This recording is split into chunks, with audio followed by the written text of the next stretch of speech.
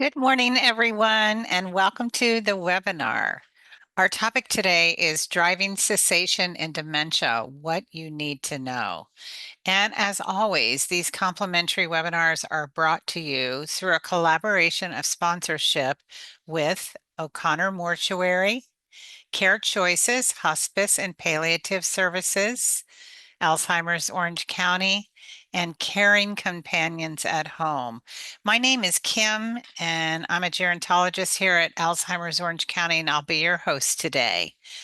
Our sponsors are providing these webinars as a service to the community, and they're on topics that should be beneficial for anyone who cares for and works with older adults. We think that you'll find today's presentation especially informative and useful. And today, our presenter is going to be Dr. Linda Urkali, excuse me, I mispronounced that. And I'm going to tell you a little bit about her in just a few minutes. But before I do, let me review with you what you need to know if you're interested in earning continuing education credit today. So you must be online for 60 minutes logged in at the start of the webinar. And by the way, we do have credits available for residential care facility for the elderly administrators, Board of Registered Nurses, and camp under the BBC umbrella. You must have access to both audio and visual computer elements. You can't share your link with others. In order for you to receive credit, this is your unique link. And if you share it, then you won't receive that credit, or if you use someone else's link as well. There are a series of poll questions that you must answer immediately. And this is really just about your proof of attendance for CE credit. If you have any trouble for any reason accessing or answering the poll questions, you can place your response into the chat box. But we do need to hear from you to make sure that you are participating. So there's a survey that you must complete and return immediately as we end the webinar today. You're only going to receive a survey link by email, and that would be within 24 hours if you don't complete the survey when exiting the webinar. A certificate of completion will be issued to you via email within 10 days of your completed survey being received. Okay, and in terms of basics for everyone, your mic and video are disabled, as is your raised hands feature. It doesn't mean you can't ask questions. We're going to save time at the end for a Q&A with Dr. Urkali. And so you can type your questions into the chat box, and then we'll save them for that special dialogue time after she completes the presentation. So now let me tell you a little bit about our presenter. She is a health sciences clinical professor and the director of geriatric psychology in the Department of Psychiatry and Biobehavioral Sciences at the UCLA Semel Institute. She is the clinical psychologist with expertise in geriatrics, dementia, cognition and cancer, and the neuropsychology of aging. Her research areas include using neuropsychological tests and brain imaging for the early detection and prediction of dementia and the development of cognitive intervention programs for older adults with memory difficulties, as well as cancer survivors with chemotherapy-related cognitive deficits. She also is active in facilitating support groups and education for caregivers of people living with dementia. And so with that, I'm going to turn our presentation over to her. And thank you so much for being with us today. Thank you. Thank you so much. Thank you for inviting me. I'm really happy to be here today to talk to you about driving and Alzheimer's disease. So let's get started. Um, let's talk in general for a minute about age-related disorders that impact driving. Not just cognition, right? As people age, they start to have visual changes or hearing reduction. Reaction time slows. Some people have trouble feeling with their feet and their hands because of neuropathy, or they may be stiff from arthritis and other pain disorders. They may actually have a movement disorder that causes tremor or stiffness. Certain medications affect cognition and physical speed, or they cause sedation. And other conditions like stroke, sleep disorders, for example, sleep apnea, or when people get drowsy because they're not sleeping enough during the night, this can also impact driving. And naturally, seizures, dizzy spells, and cardiovascular disease that results in dizzy spells also can affect driving. And then there is cognition. So let's talk a little bit about dementia. Now, the actual clinical name is major neurocognitive disorder. That's the medical term, but most of it know it as dementia. And as you can see, that's just an umbrella term, and there are many different types of dementia that fall under this umbrella, and most of them are progressive. They get worse over time. And some of them involve not just cognitive problems, but motor involvement. Muscles get weak, stiff, tremor, balance problems, etc. Now, what about dementia when someone has dementia? What actually happens that changes their ability to drive or their driver's safety? So, first is memory problems because people get lost, they get confused, they can't remember where they're going, or they can't remember how to get there, even familiar places. There are visual spatial problems where judging distance becomes difficult, not being able to stay in the lanes. Judgment can change, especially at intersections, making left turns into traffic, changing lanes. If you combine this with any kinds of muscle, motor, visual spatial problems, you have real difficulty in making the decision and making these turns and lane changes safely. Also, there's reduced awareness of one's own driving abilities and safety. So, for example, you may have encountered this yourself where you're concerned about a loved one's driving and they absolutely say, I have no problems. There's nothing wrong with my memory. I've been a great driver since I was 16. I haven't had an accident. Yet you know that you don't even want to be in the car with them, right? So that's what we call the reduced awareness. Some people call it denial, but it really is reduced awareness. And finally, people can be impulsive, meaning that they might have trouble making decisions, but they might make the wrong decision or act in such a way without really thinking about the consequences of what their actions can bring. Now, according to the National Highway Traffic Safety Administration, at least in 2021, about 20% of people over age 65 are licensed drivers. But there's been findings in the literature, both positive and negative, about whether older drivers and drivers with dementia are unsafe compared to older drivers without dementia. And, if you read it, my take on it is there's sufficient evidence really to support that drivers with dementia are not as safe as people without dementia. If you look at drivers with mild AD, they have a high number of accidents. In fact, they have a number of accidents similar to that of 16 to 19-year-old drivers, which is the highest accident risk group. Caregivers also report that their loved ones are about 8 times greater at risk for crashes in drivers with dementia than in controls in those types of studies.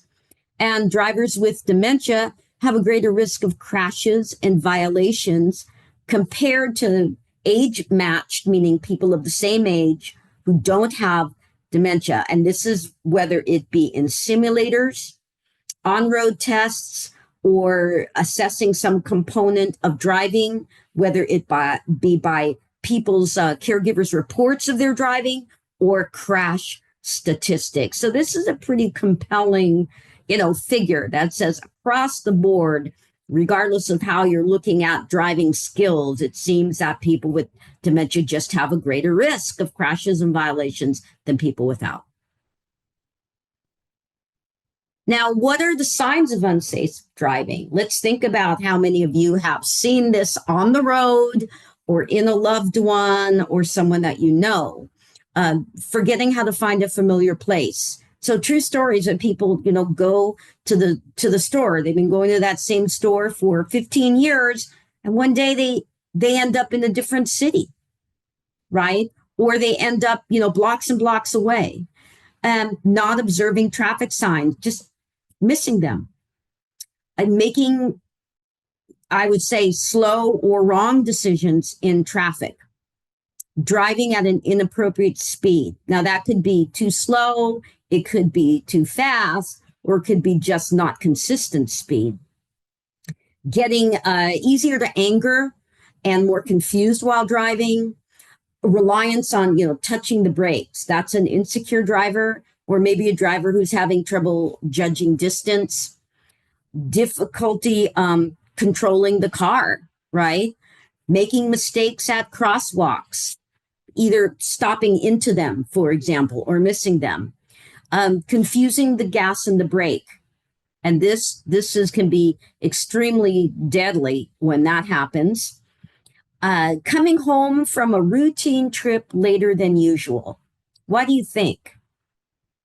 Probably because somebody got lost, couldn't find their way back, forgetting where they're going while they're on their way, and then noticing more dents and dings on the car, noticing that other drivers honk more. So if you have a loved one, you might notice when they come back, or one day you're inspecting their car and you're seeing like a lot of dings, or you're in the car with them and people are honking at them, and then trouble making left turns. So these are some of the warning signs. One that I've noticed is when people need a co-pilot to drive. So you'll have, maybe it's a spouse, husband and wife, or two husbands or two wives, and they're driving, and one person is there helping the other one navigate. That is a big red flag that people have a tendency to get lost. Here's a case scenario. This is a true story. Mr. Smith goes to a doctor's appointment in LA, 40 miles away from his home. He drives towards LA, but he ends up in the neighboring city, and his cell phone battery is dead. He's missing for 36 hours. He is found confused, sleeping in his car, dehydrated and hungry, and he goes to the hospital, and he can't explain how he ended up in LA, and thankfully they located his family. So getting lost is actually life threatening, right? Because people can die from exposure or get very ill from exposure, lack of fluids and food. And also, when people get lost, if they leave their car, they're susceptible to being, to being assaulted or preyed upon by a nefarious person. So, what are the laws about driving with dementia? Well, first of all, they vary state by state, and really few states have mandatory reporting of someone diagnosed with dementia. California does, but only about 4 states do. And in most states, the laws are about a medical condition that impacts the ability to drive safely, but they're not specifically talking about dementia. And other states vary. They might just rely on somebody to self-report that they have a condition and take a test. And then retesting of that person, can be done if they're reported by a physician, law enforcement, a family member, or themselves. Okay, so let's move to question 1. Kim. Okay, everyone. Here's our first poll question. Very few states have mandatory reporting of someone diagnosed with dementia. Again, very few states have mandatory reporting of someone diagnosed with dementia. Is that true or false, audience? And it looks like just about everybody's weighed in there. So let's go ahead and release the answers. And it looks like the majority of people answered that correctly. So great job, and back to you. Okay, thank you.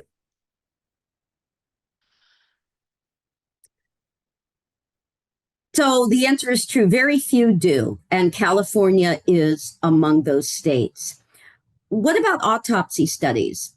A study of brain autopsies of drivers over 65 who were killed in car accident showed that about a third of them had Alzheimer's disease like pathology in the brain, meaning that they had abnormal protein deposits in their brain. And actually, even more had a lesser amount of those, but about 33% were essentially could be diagnosed based on what their autopsy showed with Alzheimer's disease. And in about 85% of those cases, the killed driver was at fault for the accident. There's also a study done in Australia of drivers killed in car crashes versus younger people dying of other causes.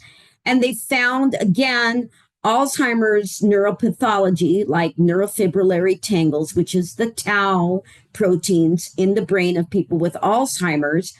And that was higher in people who died in the motor vehicle accidents compared to controls. So these really show a correlation between having Alzheimer's like pathology in the brain and being at a greater risk for accidents, or at least of dying in an accident. Now, turning over the keys is really difficult. And so many families struggle with this. First of all, especially in California, we're very dependent on our cars here. And, many drivers have been active, they're mobile now more than ever before.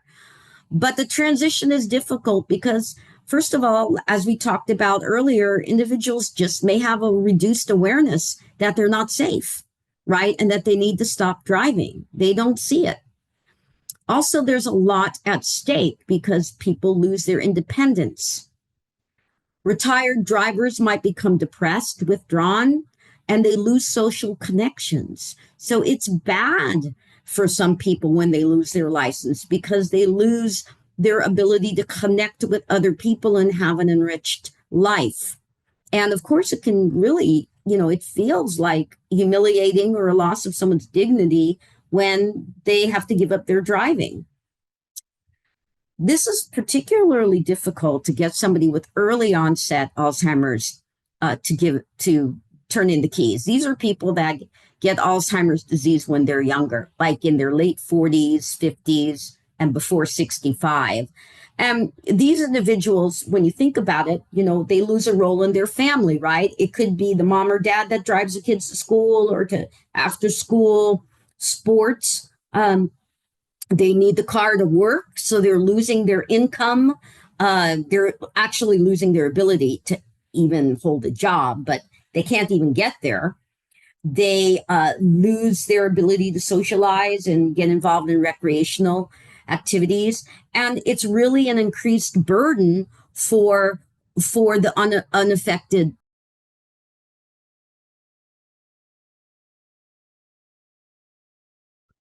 Linda, you accidentally muted yourself. Thank you. So this is a big loss for people that are in the prime of their life, that are in the middle of their careers and are raising a family. But how do you get someone to stop driving a car? This is the big question. When and how? So when is definitely when you notice unsafe driving in a loved one. If they're diagnosed with dementia, they either need to limit their driving or stop driving. And we're going to talk more about that in a minute. But first of all, know something about dementia, right? And the warning signs. And be honest with yourself. The worst case scenario can happen. Somebody could die as a result of a person with dementia driving. It could be the driver, it could be a pedestrian, it could be somebody else. Listen to your loved one. Are they cutting back on driving? Are they seeming or telling you that they just don't feel as confident? So that's an opportunity to intervene. And so the idea is to have a conversation. Start to broach the topic of driving with your loved one. Also try to come up with a plan to limit or stop driving and develop an alternative transportation plan and do that before they actually have to stop driving. And you may need others to help convince them to stop driving. And sometimes, in the worst case scenario, you might have to make a unilateral decision. In other words, take away the keys. Families are really important in this process. First of all, they're key, right, to these conversations, to being watchful of driving problems, but they often can be hesitant to intervene. First of all, they don't want to be the bad guy. They don't want their relationship damaged with their loved one by being the one to take the keys away. Sometimes even having the conversation, right, their loved one will get angry or defensive. They also will experience usually more burden because most of the time it's the family members that have to start filling in the gaps and driving, right, the loved one to different places. And some families are in denial or they're in disagreement about this. And then it's really hard to intervene, and there's a little help in this area. People really can feel like I'm on my own, right? So they may not even broach the topic, or they'll kind of like, what I don't know won't hurt me type of attitude. But, or they'll try to rationalize like, well, dad doesn't go far. He hasn't had any accidents yet. And the idea is don't wait for an accident to happen. So what can you observe? Let's talk about how to observe the driving. So one is just going on a ride along with your loved one, but while you're there, make note of any trouble like difficulty at intersections, problems staying in lanes, slow to react, but don't say anything while you're in the car, right? Talk about that later. Just observe. Another is, let me go back to this. Another is you follow your loved one in your car. So they're going somewhere and you follow along and you can watch from that perspective as well. The goal really is the person with dementia decides to stop driving on their own. That's the first choice. People say, you know what, I think it's time for me to not drive. But in broaching the topic, if that doesn't happen, then the conversations need to start happening. One is just to have little check-ins about, hey, how was it when you went to the store today? Any problems? Run into any bad drivers along the way, right? Try to do this gradually unless you know that you have to act now because saving lives is at stake. And then you can up the ante eventually by disabling the car, removing the car. Those are more of the extreme cases. Always try to work with the healthcare professional, their primary care or a neurologist for this. And at the more extreme or somewhere in the middle, you might have to consult with an attorney. And I'm going to talk a little bit more about that. The collaborative approach is just to start talking about it before they actually must stop, get input from the loved one, talk about alternatives for drivers, cessation, like what kind of transportation is out there. So if somebody doesn't have terrible wayfinding problems, they might be able to take public transportation or use like county vans for transportation. But remember, we have Lyft, there's Uber, and there's also an app and a service called GoGo Grandparent that arranges for ride shares. And that can be, it costs a little more money, but that is actually a really good alternative because they check up on the driver. Did they get there? They'll call you when they need to come home, etc. And then you can actually have your loved one sign an agreement with the family about driving. And this is a sample, like the time may come when I no longer can make the decisions. I've discussed with my family my desire to drive as long as I can, but when it's not safe for me anymore, I would like my daughter, my son, my spouse to tell me I can no longer drive. So they sign it, they date it, and hang on to it, because that's what you will show the person that they signed if that day ever comes. Now, in having that conversation, start with something short, like questions about how it was today on their way to the store, the doctor, to lunch, and then have more serious conversations, right? What are you going to do, when that time comes that you won't be able to drive safely? And then share your concerns. This is more direct, but this is important if you're noticing unsafe driving. Then you just be direct and say, I'm worried about how you merged on the freeway. I'm concerned that you could get in an accident.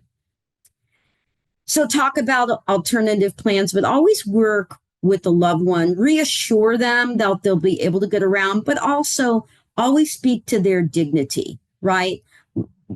Validate that they've been a great driver, that this is not, that it's just time, and maybe they have vision problems, maybe they have hearing problems too, right? But let them express their feelings about about loss of driving. And be respectful. It can be a real blow to someone's dignity, and really they worry, what's going to happen to my quality of life if I stop driving. You can also kind of try, well, let's try this. How about you temporarily cut back and I'll take you to where you need to go, right?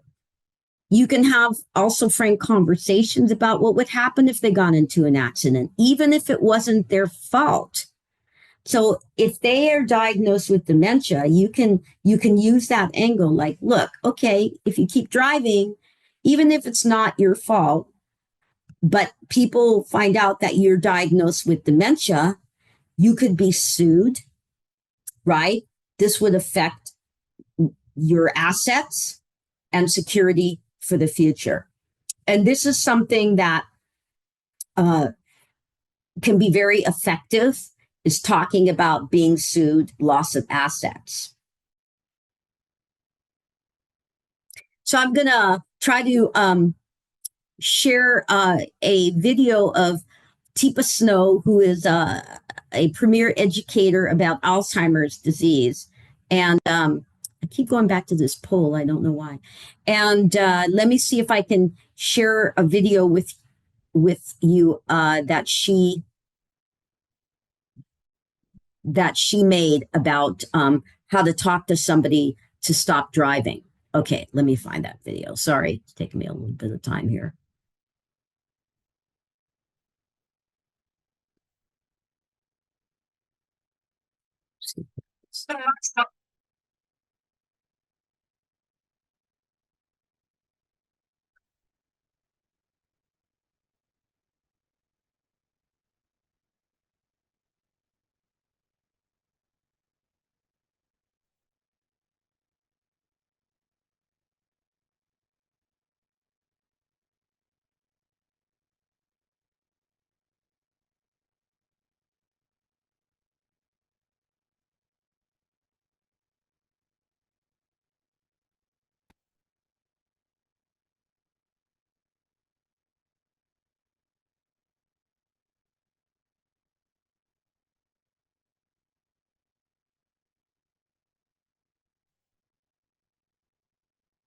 Okay, let's try this.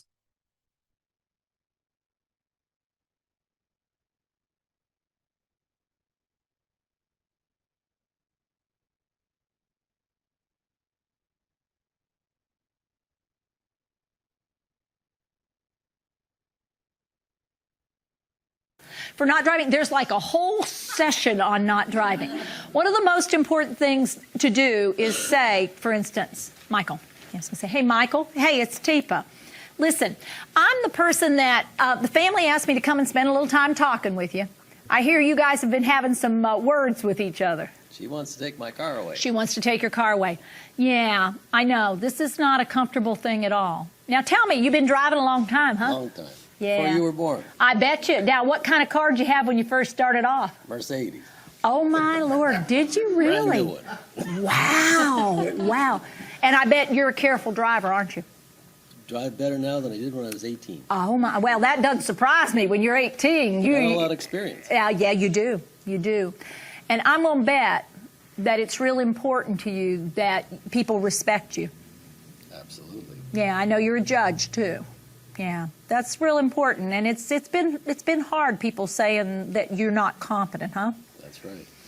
Well, here's what I want to talk to you about. I'm concerned about the driving too. But I want to get at it from another point of view. I know you've been around the block a few times. Tell me what would happen if there was an accident, wasn't even your fault. Somebody ran you from the side, and they saw in your record that you had some of the dementia that you have going on. What do you think they'd do? I don't know. It probably wouldn't be good. Yeah, yeah. What do you think they'd do with the money? You know, everybody's about suing and money and all. What do you think might happen with that? They might take my money. And I know you have been real careful saving for the future, huh? You've done a good job. What would happen if somebody got, let's say, 50% of that? I would not be happy. I'd hate for that to happen to you. I mean, that would be horrible after all the work you've put into this. I'm going to ask you something. I want you to think about the possibility of cutting back on the driving here, giving it a try. I know this is going to be hard because you are a very competent man, and it feels like people are saying that, and we need to talk to, I'm going to talk to them about that. They need to be much more thoughtful about how they say it. You're not incompetent. You're having some trouble, but you're not incompetent. But I'm going to ask you if you'll cut back on driving right now, because I am concerned. I mean, I'm just going to, you know, we have some of the fender bender things going on. People are moving fast out there. I don't trust them. What if I stay off the fast highway?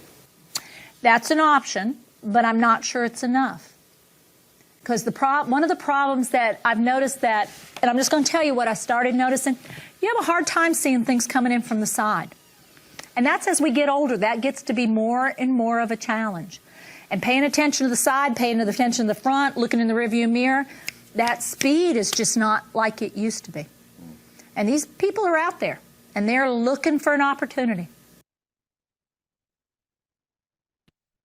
Okay, I think you get the idea. You see that she really was very respectful of him. She let him answer a lot of those questions, kind of let him, you know, like when he talked about, yeah, they'd go after my money. And so that's part of it, is to help people see what could happen, right, in those conversations. I'm going to reshare my screen now. Back to the, here we go, sorry.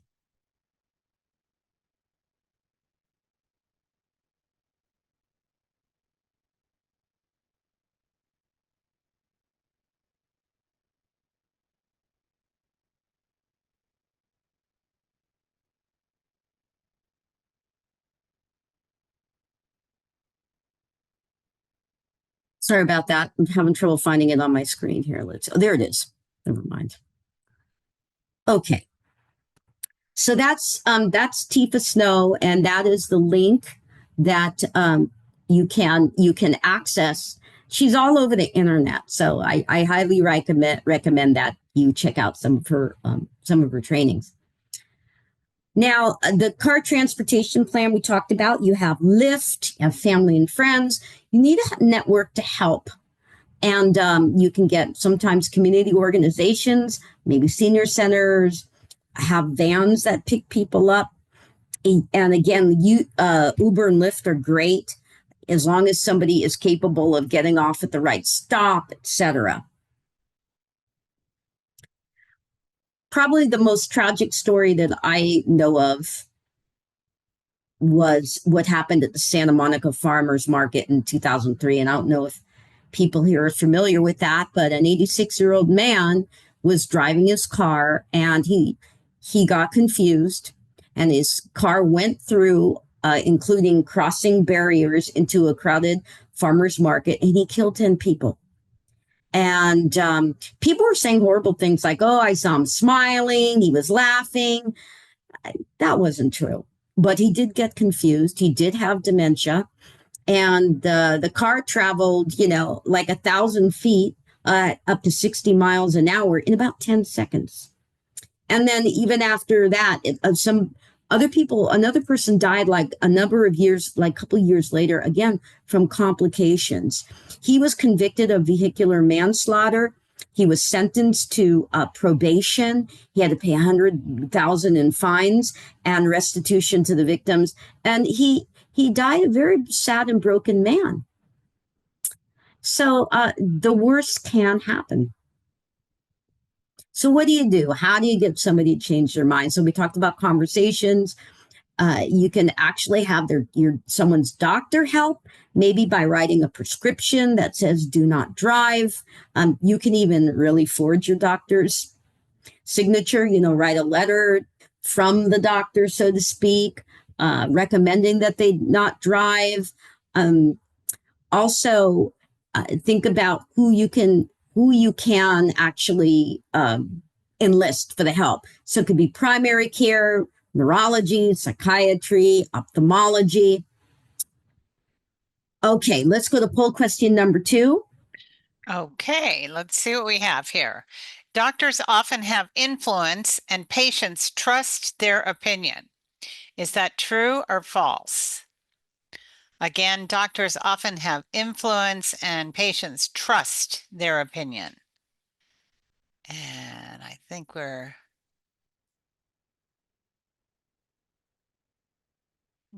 give it one more second. Okay, I think we can release the results. And it looks like 100% got that 100%. right. So very good. That's right. Now back to you, Linda. Thank you. And that's why you do want to enlist the help of someone that the person that you're trying to get to stop driving, that they trust, that they respect their opinion, and won't take it as personally as if you try to change somebody's mind. Another is to have a person speak with an attorney, a designated expert, or it could be an occupational therapist, but even a driving instructor, like setting up an appointment and taking some lessons and have the instructor talk to them.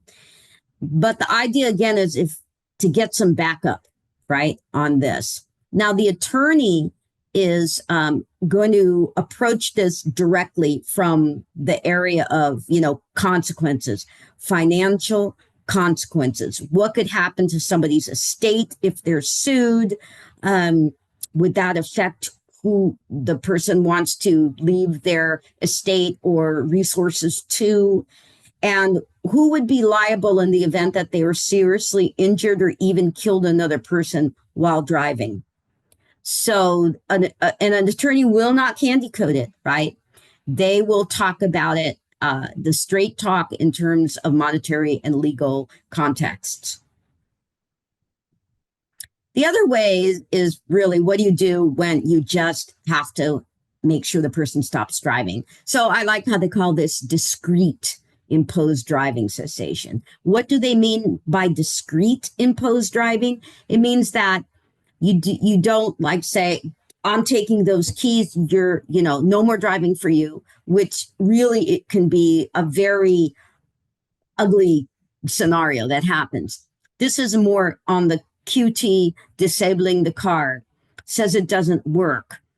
You can remove the battery, but I've heard of people, especially people who know about mechanics, to get another battery and make their car working again.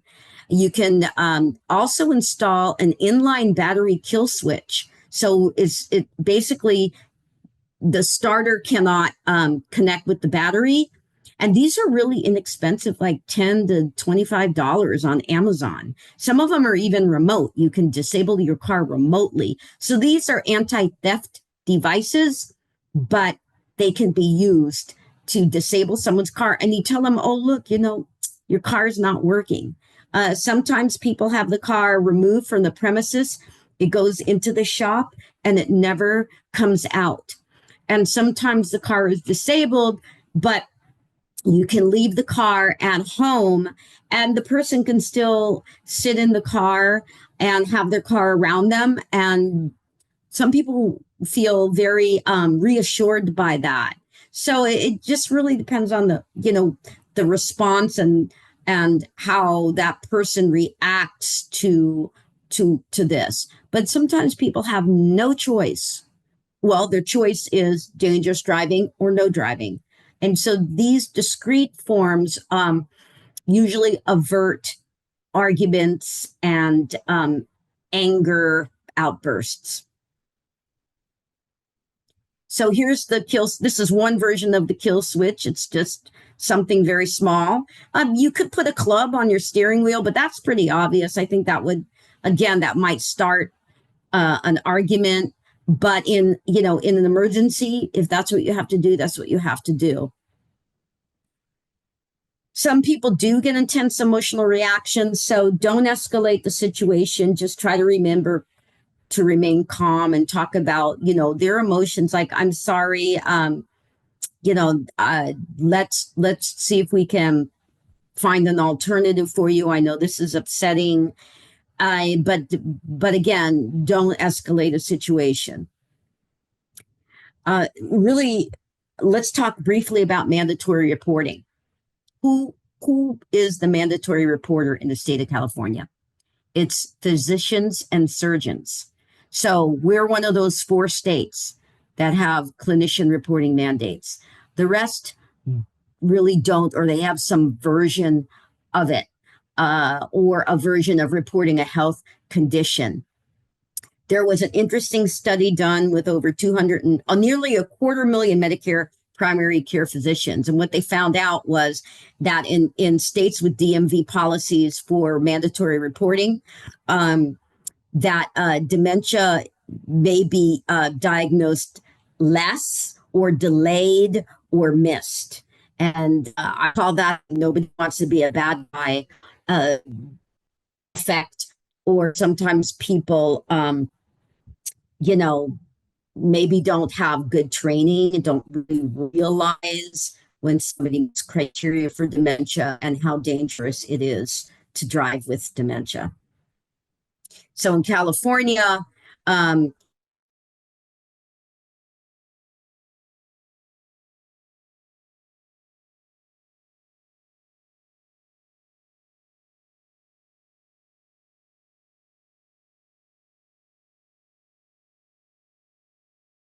you have to state a reason other than this person is over 65. In other words, they're dangerous. They're not obeying traffic laws. Like, be specific.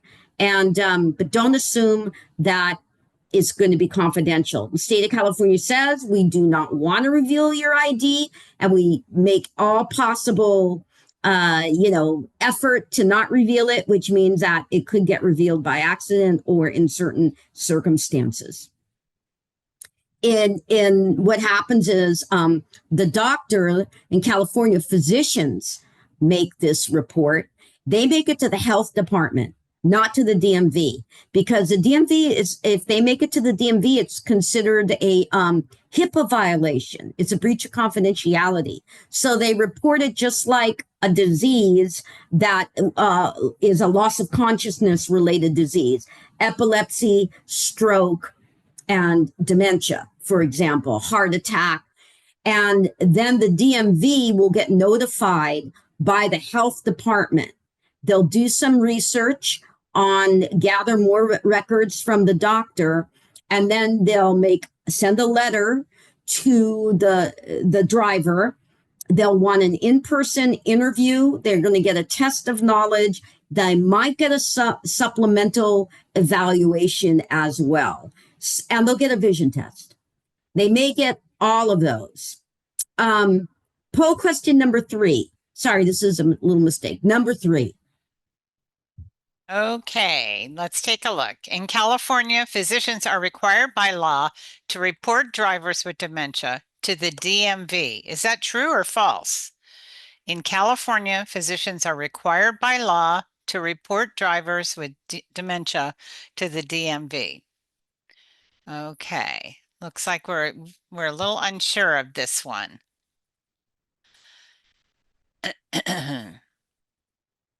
All right, so let's go ahead and release those results. And actually, I would have answered this question wrong myself last week, but I have learned since that this report from the doctor has to be made to the Department of Health because of HIPAA, and then they report it to the DMV. So thank you, everyone, and let's go ahead and keep pressing on. Thank you. Thanks, Thank Linda. you. Yeah, let me go back to that just in case. So the health department is different right from the DMV. So the health department is a place where you get, communicable disease reported. And also this has to do with report of loss of consciousness. And so that form gets filled out and it's the health department that sends it to the DMV. And the doctor indicates on that form if somebody has mild, moderate, or severe dementia. So what happens is if the driver has mild dementia, they'll probably they'll get a letter, they'll be asked to come in and get a test. If they have moderate or severe dementia, the driver's license will be revoked. That's it, if it's moderate or severe. If it's mild, they may keep driving depending on what happens in that test, right? So in the test, the driver is going to first have an interview.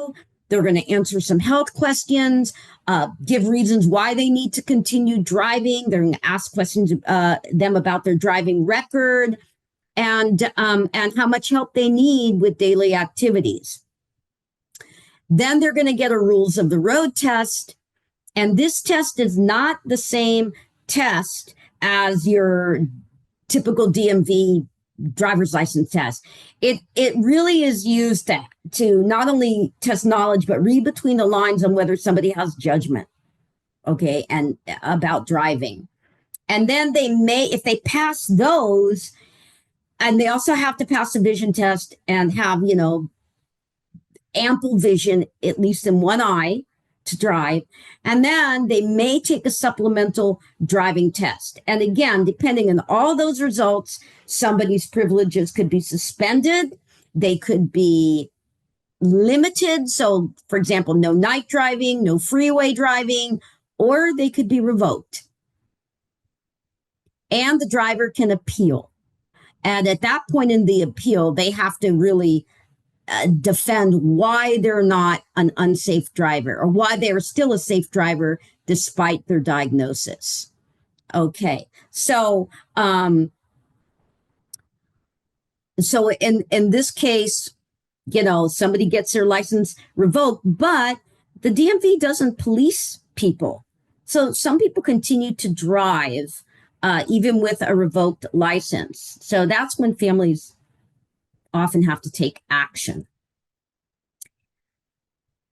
Okay, so this is sort of the nuts and bolts of driving. This is a very tough thing to do with someone.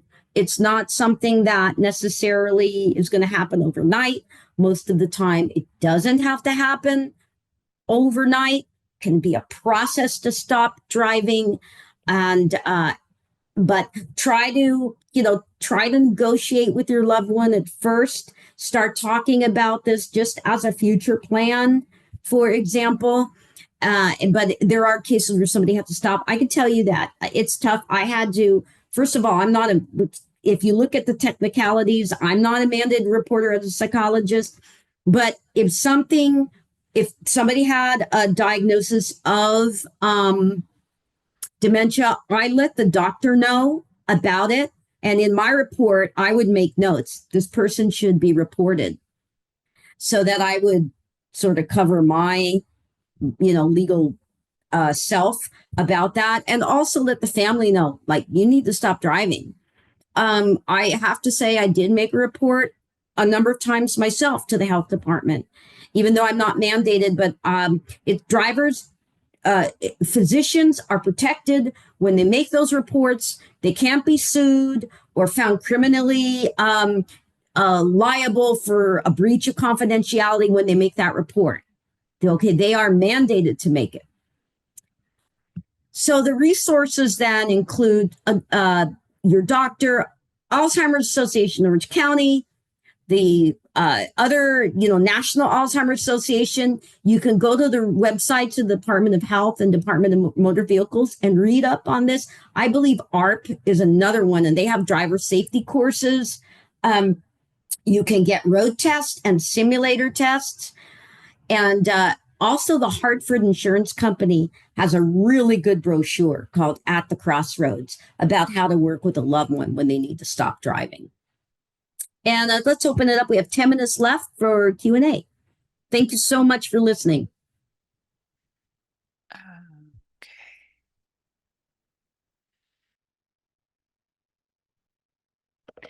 Thank you so much, Linda. That was fabulous. And we do have questions. Thank you. And it looks like our timing is good. So let me go ahead and one question is, okay, so MDs need to report to the Department of Health, but does the clinician report to the DMV? So by clinician, I think they're talking about like social worker or Yeah, anybody. no, that would be breach of confidentiality. And a social worker can report to the Department of Health. There's no prohibition, but you're not protected from retaliation. Okay, if you do, like I say, as a psychologist, I've made reports because the situation was too dangerous, or the folks that saw me didn't have a physician. Then what? I chose to make those reports. There's a lot of controversy over whether psychologists are mandated reporters or not. But if you read the statute, it's physicians and surgeons in California. So what you can do, though, is if you're seeing somebody that was referred to you and you're in the system, right? Like at UCLA, I could talk to somebody's physician without it being a HIPAA violation because you're in the same system. If they're out of UCLA, it's better for me to get a consent to talk to someone's doctor. And that's debatable when it's for continuity of healthcare. But in other words, if you're a social worker and you want to report this to somebody's doctor, then then you need to think about getting a release of information from the patient to talk to their doctor. That's what I would recommend. But document it in the record that you made that recommendation or that you are concerned. Thank you. And could they anonymously report it? Yes, that's a good question. I wouldn't advise that because they're working with the patient in a clinical capacity. I think that still could be considered a breach of confidentiality. Okay. So I would encourage a family member to anonymously report to the DMV. Okay. Okay. Thank you. Can I have one more thing, Kim? Of course. When in doubt, consult your professional organization, right? So if you have I would try to consult maybe an attorney. I have malpractice insurance, somebody through that, but can you consult someone within your practice to guide you on that? Good. Thank you. Let's see. David Forden, you have your hand up. Can you put your question into the chat? That would be great. David Fordham, go ahead and put your question into the chat. Let's see. Do you have any recommendations how to locate geriatric psychologists who can help elders and families at the tipping point where driving becomes a concern? Yeah. So you could try a university hospital, look in their department to see if there's somebody who does that. You can look at Psychology Today and look up geriatric psychologist. It's a great website. You plug it in by your zip code and that will identify that specialty area, somebody who works in that area, and you'll see their description, their job description, or what they, what their, how they describe what they do, if they take insurance, things like that. Great. And Linda, I would add too that our helpline can send you referrals to There you go. I'd start geriatric there. Yeah. psychiatrists and therapists. So you see the Yeah. helpline number on the screen there. How long does it take the letter from the Ooh, DMV once the physician makes the report to the Department of Health? So what's the that's a good timeline? question. I've heard it Yeah, can be months, yeah. weeks to months. So it doesn't happen right away. I can tell you that much. I mean, there are people that do get the letter, but it might take a month or two. But I don't know now too. Depends on, I think, how busy the DMV is. It's not a perfect system. We know that No, here in no, California. mm-mm. Absolutely. It doesn't go fast, from my Yeah. experience. Okay, thank you. What is the difference between revoked and suspended license? Right. Revoke means that your privileges to drive no longer exist. You cannot get a driver's license. Suspended usually has to do with temporary.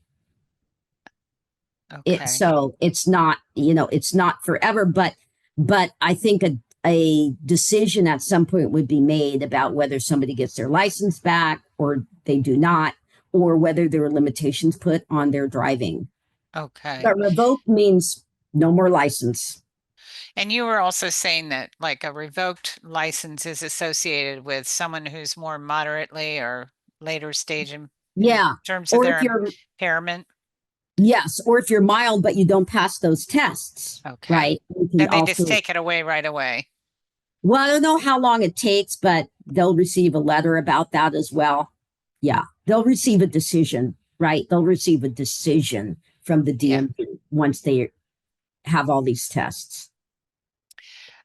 Someone had just made a suggestion, which I thought was good. Some other ways that may convince individuals to stop driving is to tell them that they can save money from gas, insurance, and car maintenance. So sort of point out That's great. how cheap or how they can save money that way. It's true.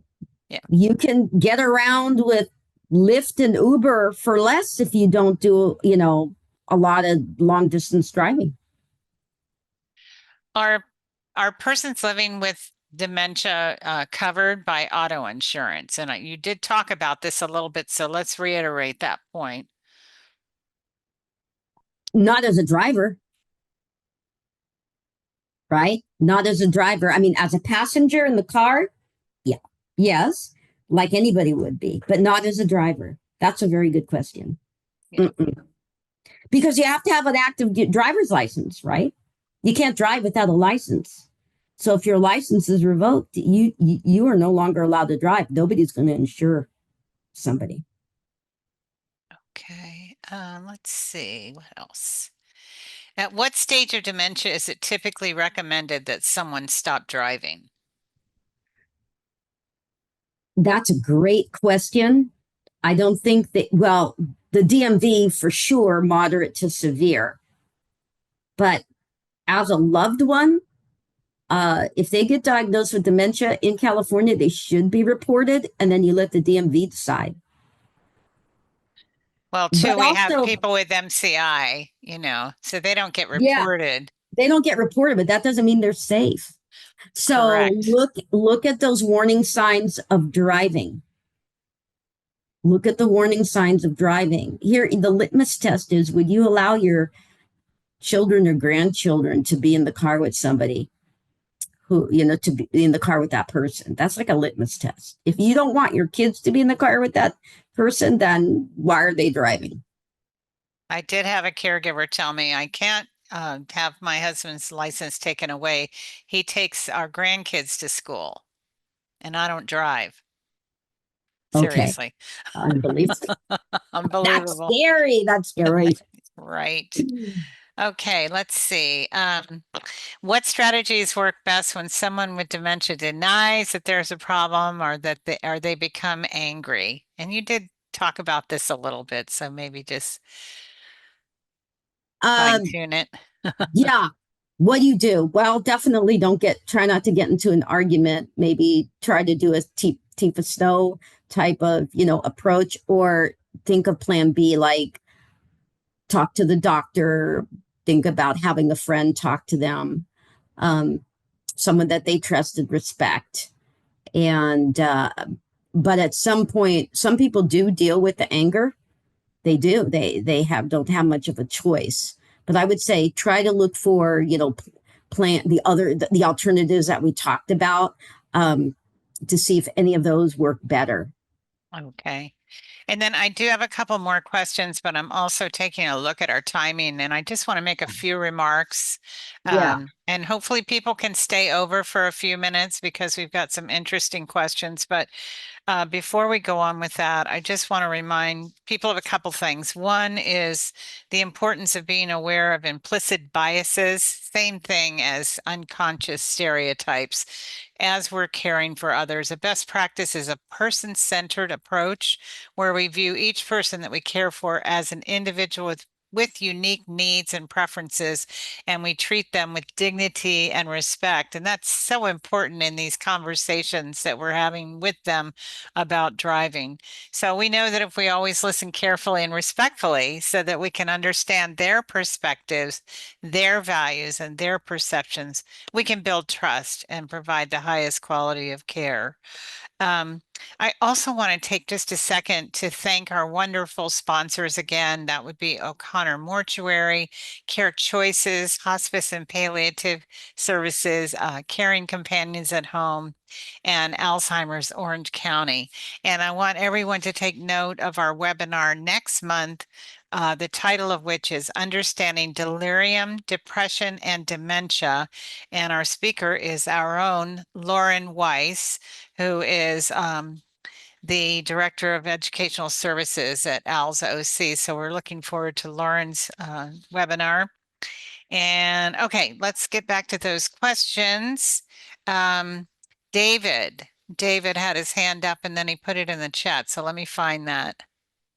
Was it about the real ID, the California ID? Yeah. Yeah, that's what you get after that. You should get a valid California real ID, if somebody loses their driver's license. That is correct. Okay. I'm not sure if the DMV just gives it to you or you have to apply for it, but either way, yes, that is definitely the, Yeah, yeah, I know they always have had an ID available, but I guess now it yeah, has to be a real ID, right? yeah. Everybody's supposed to get one now. Yes. Okay. Oh, thank you. Somebody said yes, you'll get it for free. Thank you Oh, for that. oh, good. That's wonderful. Thank you, Kathy. Let's see, what else? I'm just scanning through here. I think we've covered most everything. Um, oh yeah, Kathy was saying that she just did that for her mom and cousin. So good Oh, job. good. Thank you, Kathy. Oh, you know what? If any of you are in a support group and you're taking care of somebody, they often have really good suggestions about how to deal with the car and the driving issue. So yet another reason to join a support group is for that type of support and information. I highly recommend. Absolutely. I think everyone goes through this issue, and so there's going to be all kinds of feedback from different folks around the circle that can definitely help you with the decision making. Um, so if someone asked, so if you still have a license, but the family called the insurance company, they would be no longer insurable. Not as a driver, they can be a passenger in your car, of course, but not as a driver. No. Okay. Mm-mm. And Oh, and also it's a huge liability, right? Because if you know that they have dementia, I mean, I just wouldn't take no chances. But the insurance company isn't going to insure somebody who's not doesn't have a valid driver's license, right? So, right. but it's also just like way beyond a matter of insurance. It's about yeah, I mean, you're on the hook. If they're driving without that license and something bad happens, the consequences are, as far as civil and legal are there, right? Yeah. Or if you get pulled over for a traffic stop and your license is is revoked, that's when people get caught, so to speak, right? But the DMV is not going to check up on you. I can only see one more question unless I'm missing something. Lauren, you can let me know if I'm missing something, but are there specific cognitive tests that sort of correlate with one's ability to drive or not to drive? Yeah, actually, what trail making test part B, which is an attentional switching test where people have to um, alternate in like following numbers and letters and sequencing. That test does correlate. Also, memory tests do too. I mean, if you're forgetful um, and you're not doing well on the memory test, you just forget quickly. That correlates as well. Yeah. Thank you so much. Mm-hmm. Okay, so that does bring us to the conclusion of our webinar, and we just want to thank our presenters so much for sharing your time and your expertise with us. It was super informative, so thank you. Well, thank you, Kim and Lauren, and to the Alzheimer's of OC for all the good work that you do, and thank you for listening today. My pleasure to be here.